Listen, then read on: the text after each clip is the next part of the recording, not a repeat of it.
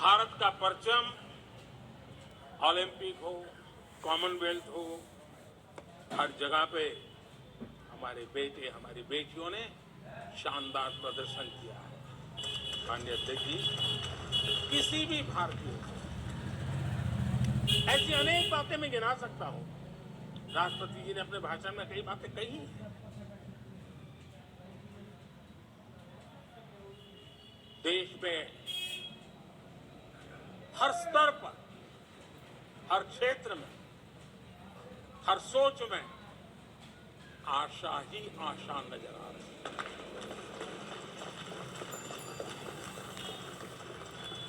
एक विश्वास से भरा हुआ देश है,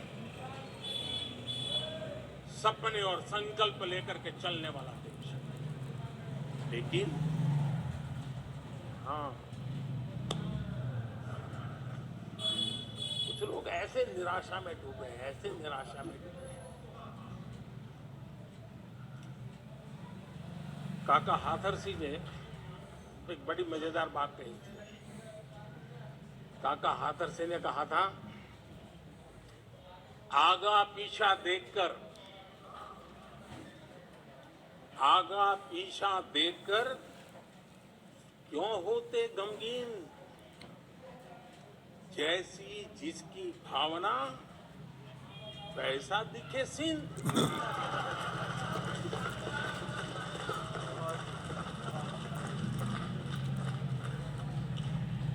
आदरणीय अध्यक्ष जी, आखिर ये निराशा भी ऐसे नहीं आई,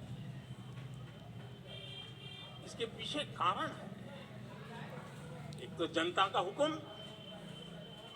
बार बार हुक्म, लेकिन साथ साथ इस निराशा के पीछे जो अंतर मन में पड़ी हुई चीज है, जो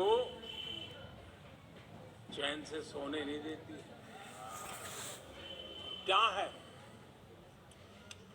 पिछले 10 साल में 2014 के पहले 2004 से 14 भारत की अर्थव्यवस्था खस्ता हाल हो गई। निराशा नहीं होगी तो क्या होगा? 10 साल में महंगाई डबल डिजिट रही, और इसलिए कुछ अगर अच्छा होता है तो निराशा और उभर करके आती है। और जिन्होंने बेरोजगारी दूर करने के वादे किए थे,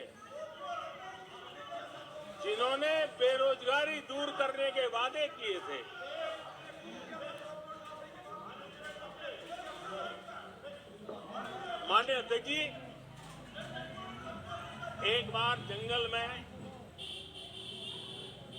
2 नौजवान शिकार करने के लिए गए और वो गाड़ी में अपनी बंदूक नीचे उतार करके थोड़ा टहलने लगे। उन्होंने सोचा कि थोड़ा अभी आगे चलना है तो थोड़ा जरा हाथ पैर चल गए,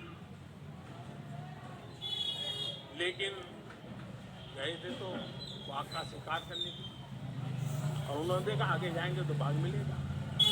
लेकिन हुआ ये कि वहीं पर बाघ दिखाई दिया। अभी नीचे उतरे थे, अपनी गाड़ी में बंदूक वहीं पड़ी थी।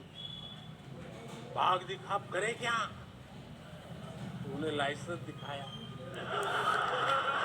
कि मेरे पास बंदूक का लाइसेंस है।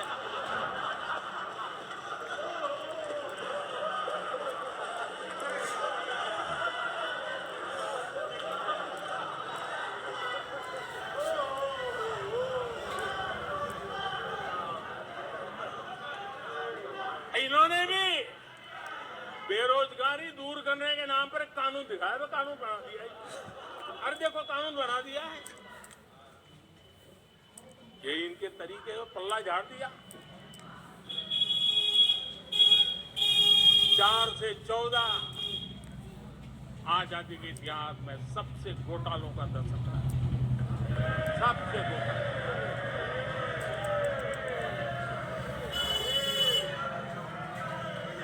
वही 10 साल, यूपीए के वो 10 साल, कश्मीर से कन्याकुमारी,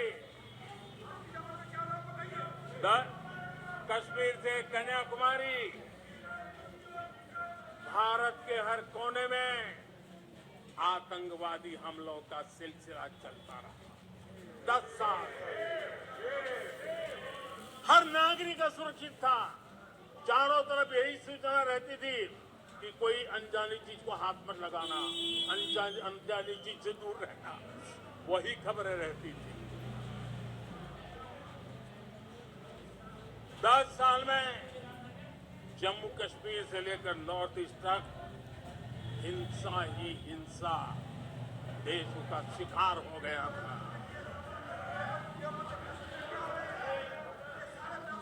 उस 10 साल में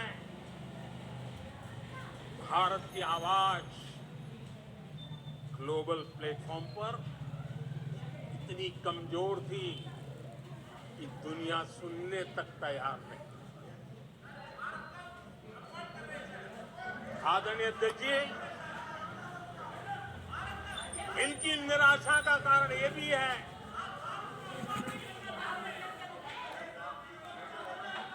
आज जब देश की क्षमता का परिचय हो रहा है, 140 करोड़ देशवासियों का सामर्थ्य खिल रहा है, खुल करके सामने आ रहा है।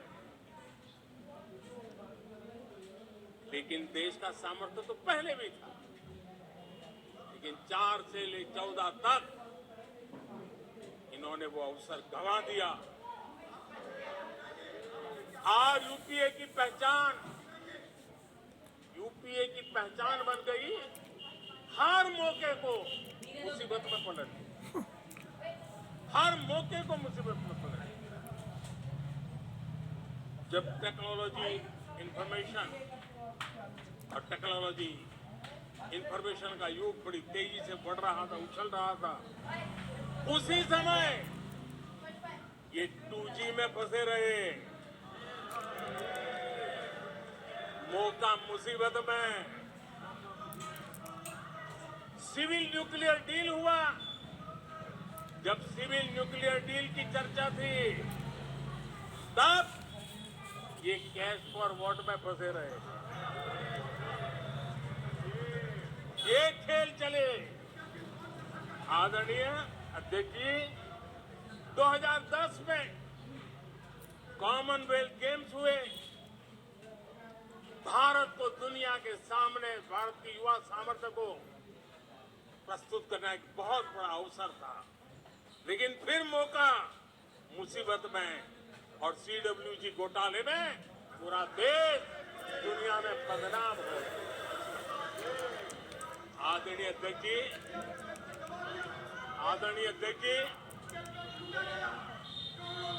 सदी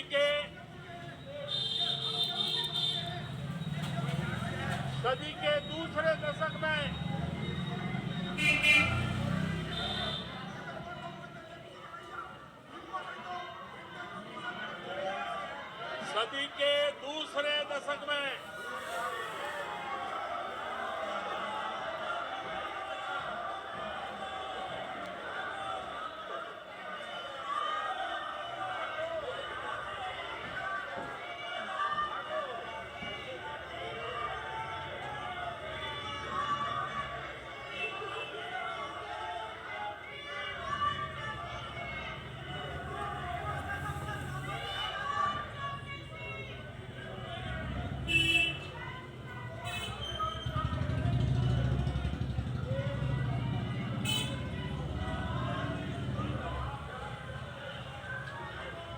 उचित नहीं है, ये संसदीय परंपराओं के अनुरूप नहीं है। आप बिना तथ्यों के बोलते हैं और फिर सुनते नहीं है। प्लीज नो, बैठिए। No no no no no. आदरणीय अध्यक्ष जी, ऊर्जा का किसी भी देश के विकास में अपना एक महात्म्य होता है। और जब दुनिया में भारत की ऊर्जा शक्ति के उभार की दिशा में चर्चा की जरूरत थी, इस सदी के दूसरे दशक में हिंदुस्तान की चर्चा ब्लैकआउट के नाते हुई। पूरे विश्व में ब्लैकआउट के वो दिन चर्चा के केंद्र में आ गए। कोयला घोटाला चर्चा में आ गया। आदरणीय अध्यक्ष जी, देश पर इतने आतंकी हमले हुए, 2008 के हमलों को कोई भूल नहीं सकता है, लेकिन आतंकवाद पर सीना तान कर आंख में आंख मिला करके हमले करने का सामर्थ्य नहीं था। उसे चुनौती को चुनौती देने की ताकत नहीं थी और उसके कारण आतंकवादियों के हौसले बुलंद होते गए और पूरा देश 10 साल तक खून बहता रहा। मेरे देश के नेतृत्वों का वो दिन गए थे। आदरणीय अध्यक्ष जी, जब LAC भारत के सामर्थ्य की ताकत का अवसर रहता था, उस समय डिफेंस डील को लेकर के हेलीकॉप्टर घोटाले और सत्ता को कंट्रोल करने वाले लोगों के नाम उस पर चिन्हित हो गए। आदरणीय अध्यक्ष जी, जब देश के लिए जरूरत थी और निराशा के मूल में ये चीजें पड़ी हुई है, सब उभर करके आ रहा है। आदरणीय अध्यक्ष, इस बात को हिंदुस्तान हर पल याद रखेगा। 2014 के पहले का जो दशक था, तो लॉस्ट डेकेड के रूप में जाना जाएगा और इस बात को इनकार नहीं कर सकते कि 2030 का जो दशक है, ये इंडिया डेकेड है पूरे विश्व के लिए। आदरणीय अध्यक्ष जी, थैंक यू शशि जी।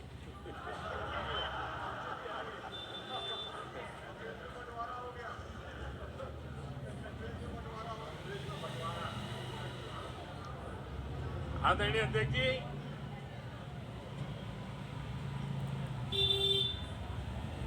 लोकतंत्र में आलोचना का बहुत महत्व मैं मानता हूं और मैं हमेशा मानता हूं कि भारत जो कि मदर ऑफ डेमोक्रेसी है, सदियों से हमारे यहाँ लोकतंत्र हमारे रगों में पनपा हुआ।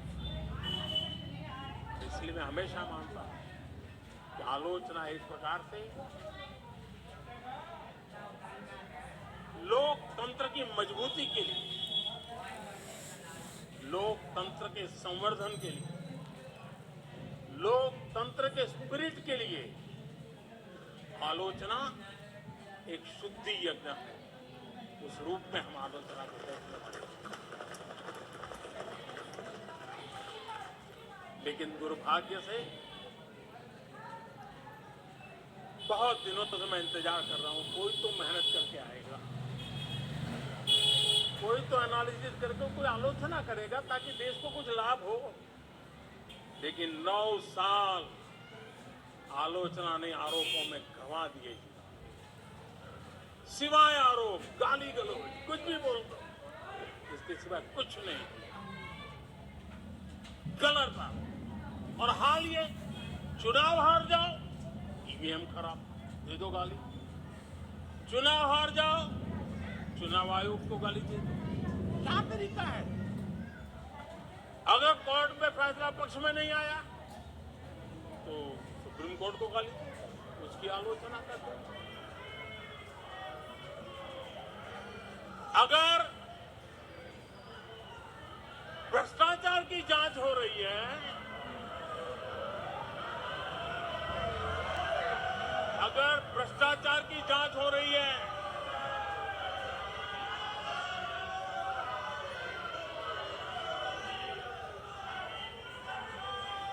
माननीय अध्यक्ष जी, अगर भ्रष्टाचार की जांच हो रही है तो जांच एजेंसियों को गाली दो।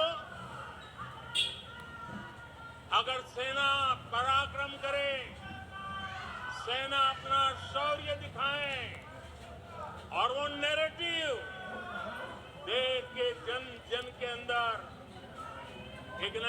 विश्वास पैदा करे तो सेना की आलोचना करो, सेना को गाली दो, सेना पर आरोप करो। कभी आर्थिक देश की प्रगति की खबरें आए, आर्थिक प्रगति की चर्चा हो, विश्व के सारे संस्थान भारत के आर्थिक गौरवगान करें, तो यहां से निकलो, आरबीआई को गाली दो, भारत के आर्थिक संस्थानों को गाली दो। आदरणीय अध्यक्ष जी, हमने 9 साल देखा है माननीय कंस्ट्रक्टिव क्रिटिसिज्म की जगह माननीय आप सदन के नेता हैं, आप माननीय सदस्यों को समझा दें। लोकतंत्र के लिए जिसकी ये आवश्यकता है, संसदीय परंपरा के अनुरूप नहीं है कि बैठे बैठे बोले। नो, गलत, नो, नो, आपने भी बोला है, गलत तरीका है ये। नो, बैठ जाइए, गलत तरीका है। नहीं, जब सदन के नेता बोल रहे हैं तो आपको मर्यादा से सुनना चाहिए। प्लीज बैठिए। माननीय प्रधानमंत्री जी। माननीय अध्यक्ष जी, पिछले 9 साल हमने देखा है कुछ लोगों की बैंक्रप्सी को देखा है कि कंस्ट्रक्टिव क्रिटिसिज्म की जगह कंपल्सिव क्रिटिक्स ने ले ली है, और ये कंपल्सिव क्रिटिक्स इसी में डूबे हुए हैं, खोए हुए हैं। माननीय अध्यक्ष जी, सदन में भ्रष्टाचार की जांच करने वाली एजेंसियों के बारे में बहुत कुछ कहा गया, और मैंने देखा कि बहुत सारे विपक्ष के लोग इस विषय में सूर मिला रहे हैं। मिले मेरा तेरा सूर।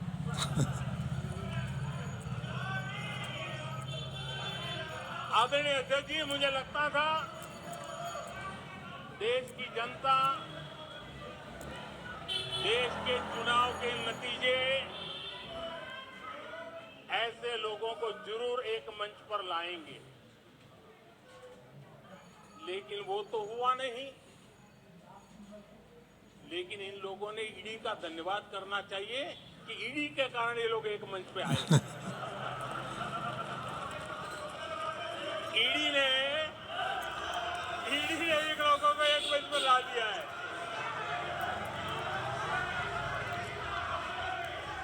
और इसलिए जो काम देश के मतदाता नहीं कर पाए,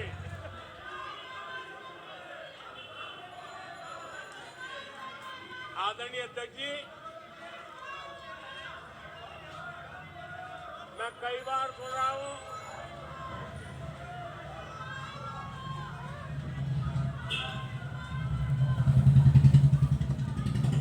माननीय अध्यक्ष जी, मैं कई बार सुन रहा हूं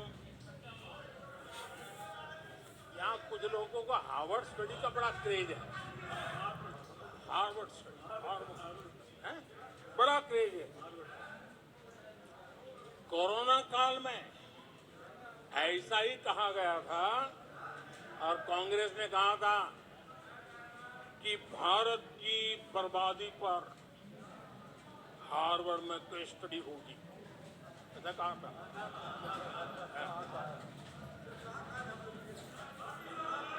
और कल फिर सदन में हार्वर्ड यूनिवर्सिटी में स्टडी की बात कल फिर हुई। लेकिन माननीय अध्यक्ष जी, बीते वर्षों में माननीय अध्यक्ष जी, बीते वर्षों में हार्वर्ड में एक बहुत बढ़िया स्टडी हुई, बहुत इंपॉर्टेंट स्टडी हुई, और उस स्टडी है, उसका टॉपिक क्या था मैं जरूर सदन को बताना चाहूंगा, और ये स्टडी हो चुकी है। स्टडी है the rise and decline of India's Congress party. ये स्टडी हो चुका है, और मुझे विश्वास है भविष्य में कांग्रेस की बर्बादी पर सिर्फ हार्वर्ड नहीं, बड़े बड़े विश्वविद्यालयों में अध्ययन होना ही होना, और डुबाने वाले लोगों पर भी होने वाला। आदरणीय अध्यक्ष जी, मैं ऐसे लोगों के लिए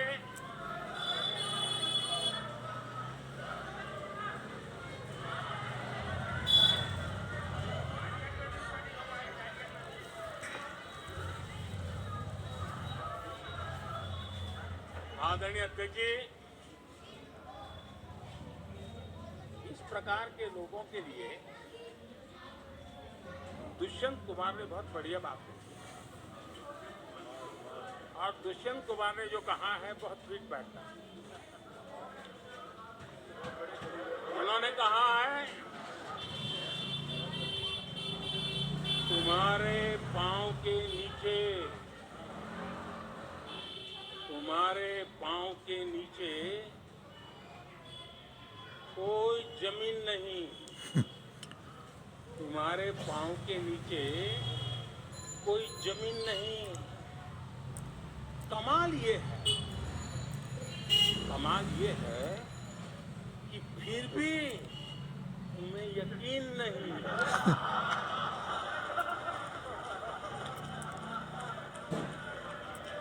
माननीय अध्यक्ष जी,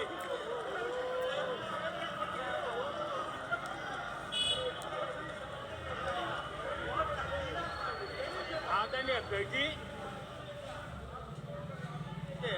सुनो भी, आदरणीय अध्यक्ष जी,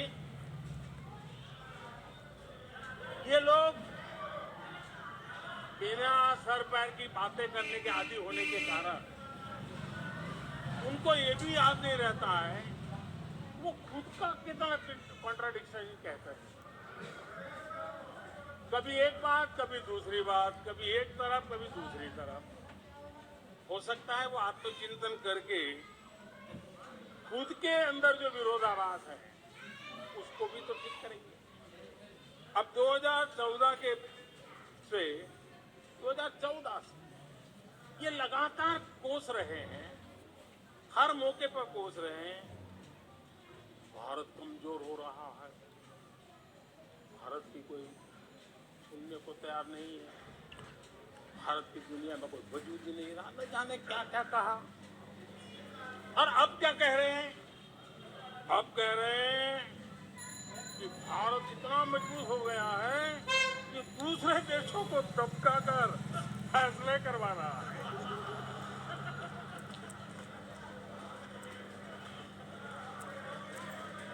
अरे पहले ये तो तय करो भाई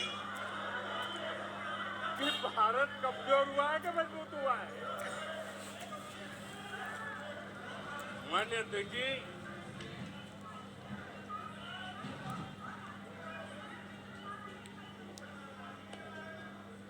माननीय अध्यक्ष जी, कोई भी जीवंत संगठन होता है,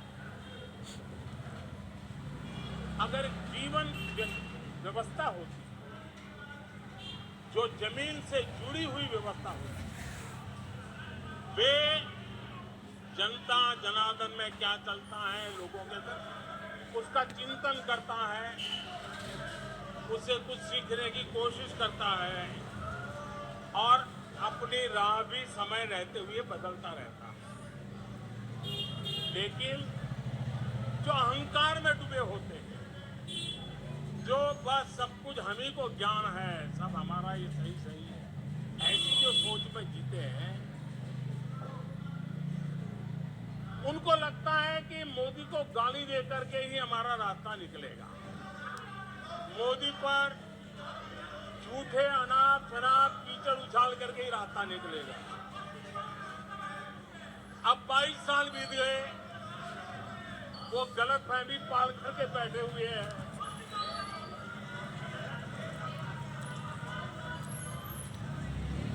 आदरणीय अध्यक्ष जी, मोदी पे भरोसा अखबार की सुर्खियों से पाता है, मोदी पे ये भरोसा टीवी पर चमकते चेहरों से नहीं हुआ है। जीवन खपा दिया है, पल पल खपा दिए, देश के लोगों के लिए खपा दिए हैं, देश के उज्जवल भविष्य के लिए खपा दिए हैं।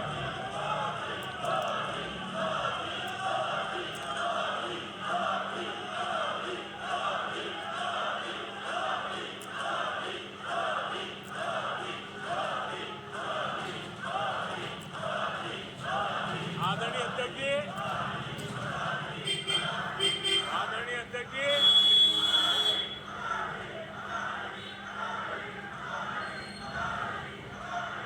आदरणीय अध्यक्ष जी,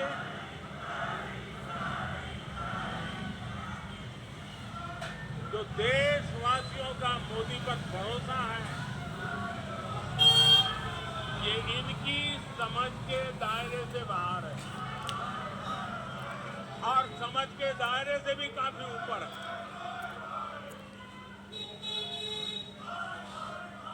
क्या ये झूठे आरोप लगाने वालों पर मुफ्त राशन प्राप्त करने वाले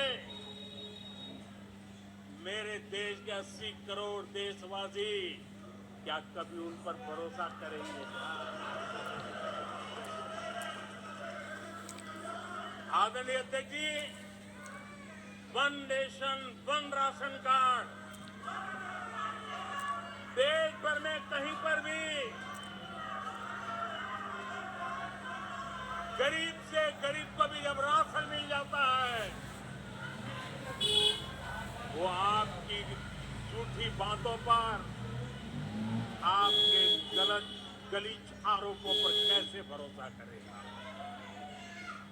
आदरणीय अध्यक्ष जी, जिस किसान के खाते में साल में 3 बार पीएम किसान सम्मान निधि के 11 करोड़ किसानों के खाते में पैसा जमा हुआ, वो आपकी गालियां, आपके झूठे आरोपों पर विश्वास कैसा करेगा? आदरणीय अध्यक्ष जी, जो कल फुटपाथ पर जिंदगी जीने के लिए मजबूर था, जो झुग्गी झोपड़ी में जिंदगी बसर करता था, ऐसे 3 करोड़ से ज्यादा लोगों को पक्के घर मिले हैं। उनको तुम्हारी ये गालियां, ये तुम्हारे झूठी बातें कैसे वो भरोसा करेगा? अध्यक्ष जी, आदरणीय अध्यक्ष जी,